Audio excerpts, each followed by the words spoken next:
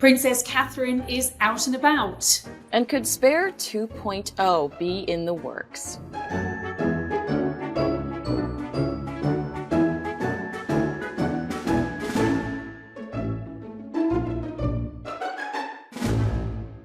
Hello and welcome to Heirs and Spares, the show where we bring you an intimate look into the lives of two of the most well-known and beloved members of the British royal family and their families. I'm Kinsey Schofield, and I'll be bringing you updates on the Duke and Duchess of Sussex right here in California. And I'm Nicholl, and I'll have all the latest news from the Prince and Princess of Wales from here in the UK, where the Princess of Wales has been spotted out and about, and Prince George has been seen at another football game with his dad. Katie, I have been seeing reports everywhere about the Princess of Wales being spotted out and about. I just want to give you credit because you said weeks ago that you heard that the Princess of Wales was improving. I was so uplifted by this news to see that the Princess of Wales has been spotted out about more and more is what I read. On top of your scoop, really warms my heart. What else are you hearing, and what have we learned more about the Princess of Wales? Well, I think that news that she had turned a corner, which I've been told a couple of weeks ago, was really, really positive. And obviously we're talking about someone's health. This is a real personal journey for her. And I think we're just all very encouraged to hear that she had sort of turned a corner, that she was dealing with this preventative chemotherapy and better. And I think what we're hearing now, she's obviously been out and spotted. I think that sort of supports all of that. If she's out and about, then that is a great indicator that she's feeling okay, that she's doing well. And of course, that's everyone's hope. I also have to say, Kinsey, I'm really encouraged by the fact that we haven't seen any photographs, that there hasn't been any video leaked of her out and about. You'll remember the last time that she was filmed, she was at the farm shop in Windsor with William. This was before she'd announced to the world that she'd been diagnosed with cancer, but it was the first sighting of her since her hospitalisation in January, apart from that very grainy pap shot of her with her mother in the Land Rover driving around Windsor. So obviously, if she's out and about, there is always going to be a chance that she may be spotted by a member of the public, that they may whip out a phone.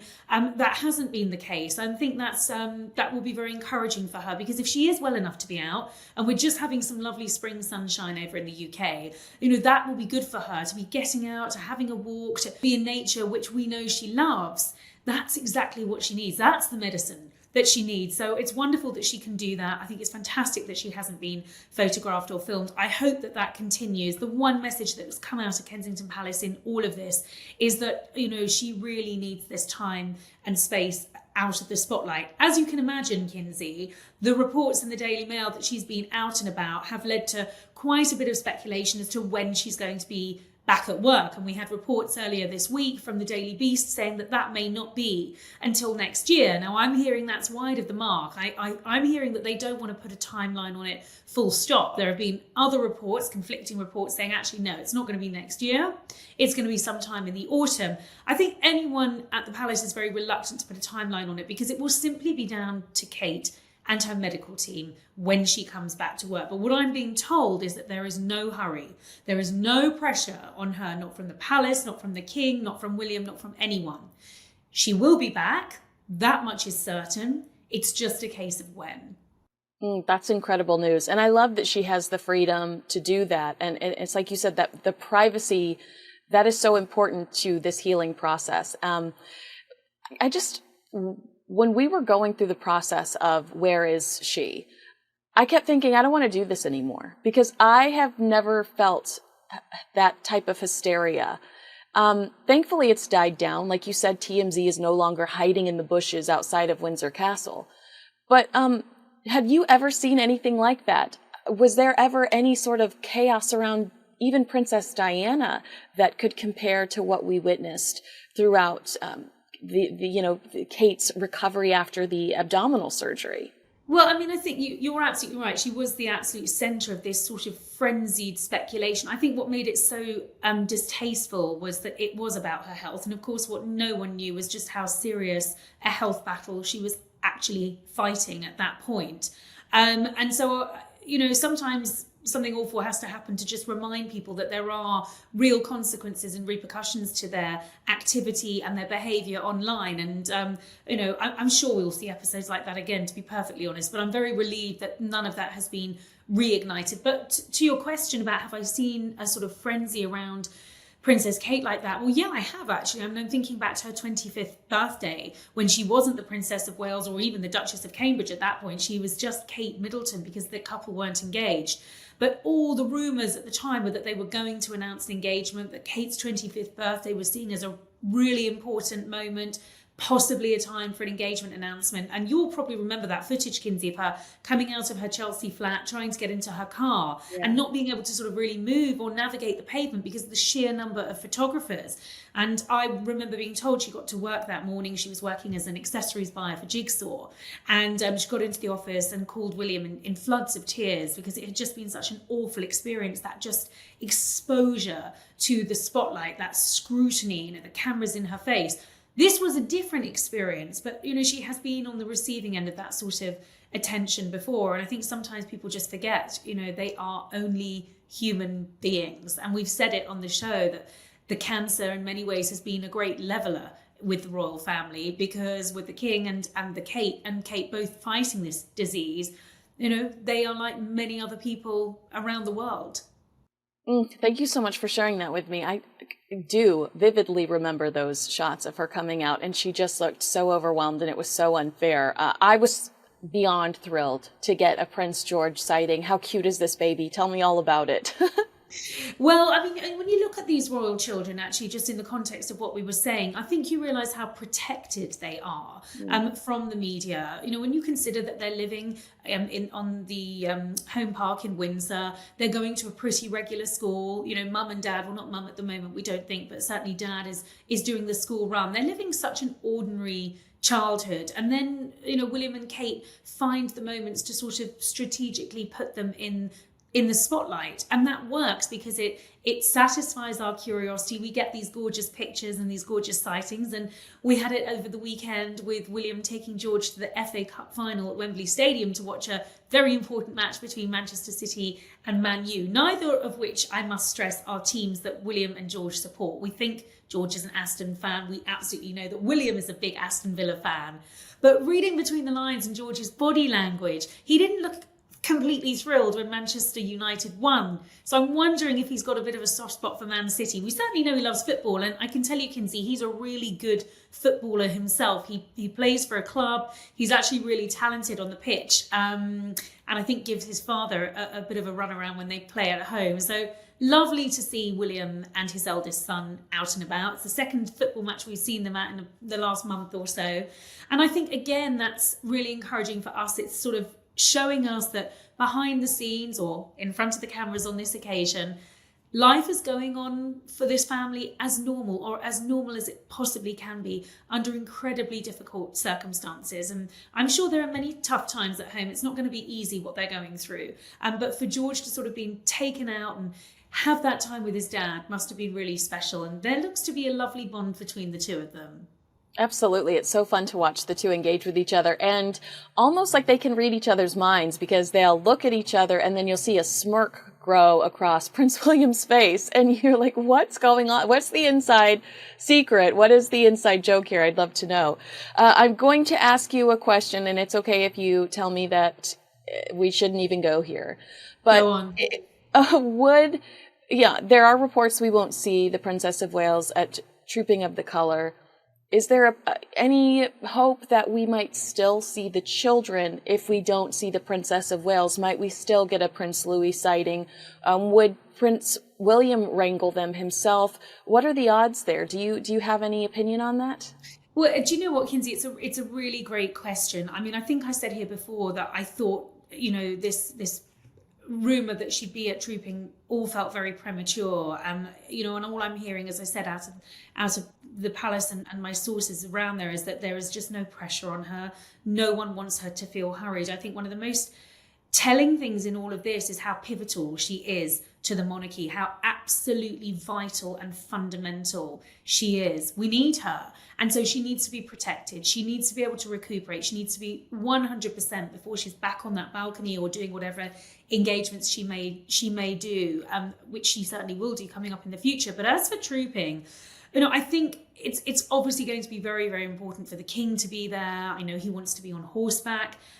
He's doing very, very well at the moment, and I think the indication is that will all go ahead. The Prince of Wales obviously is going to be there in a supporting role as well. I think it would be wonderful to have the 3 children there, and I think if William and Kate think that that's possible and doable, I suspect, Kinsey, that the person who will help make that happen will be Queen Camilla. And if you remember on sort of quite important state occasions, I'm thinking back to the coronation, Camilla was in the car with Catherine and the 3 children. She's close to those children. So I think, if the decision is made by William and Catherine to take the children, I think it'll be Queen Camilla making sure that it can happen in a way that the children are going to feel comfortable. William can do what he needs to do on the day. And of course, that all the attention is also going to be on the king. So I think on this one, we'll have to wait and see. Good call. I also feel like Sophie seems to engage with them in a playful, fun way. And she has that very motherly sense. So she might be a good wrangler as well if the Princess of Wales isn't able to be there. I think you're right. I think these engagements and something like trooping where that balcony appearance is just so important. And, these moments are made all the more special for having the royal children there, like, Louis's memorable double-handed wave and when the noise all gets too much. These are wonderful moments, but let's not forget he's only just 6. I think that's quite a big thing to do without your mama being there. So I'm not sure. Let's wait and see. It'd be lovely if it happens. It's not the end of the world if it doesn't. The most important thing is, with it being the king's official birthday parade, that the king is there, and I know that he very much wants to be there on horseback. So let's hope that can happen.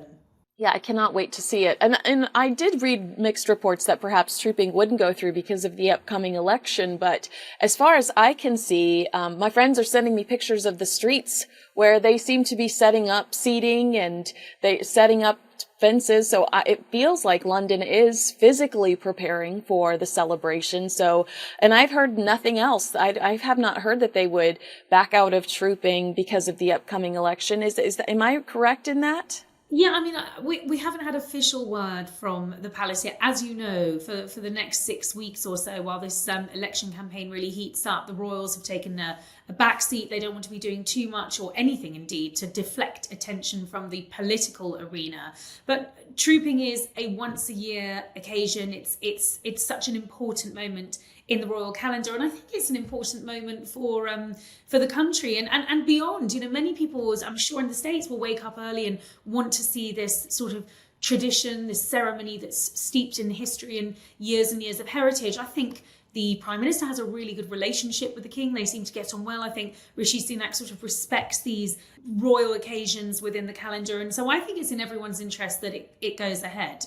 So I put my money on the fact that we will see trooping happen. You're absolutely right. Every, international, cable news network is glued that morning. We are so envious of the way that your country shows out. I don't know any other way to describe it other than you are so superior in your celebrations, and it doesn't feel like it's just a celebration for King Charles, although it certainly is. It feels like it's a celebration for your entire country, and it's just so patriotic and beautiful, and the choreography and everything is just, how can we not envy you while we watch it? It's just, there's no way not to envy your country. It's pretty spectacular, and when you see all the work that goes in behind the scenes, it would be a terrible shame for it to not happen. But when we're talking about who's up on that balcony and who will be attending, I think we both know, Kinsey, who won't be there. The Duke and Duchess of Sussex won't be at trooping, but you've got some news on the Duke of Sussex and a possible sequel to Spare, dare I say. I know, concerning.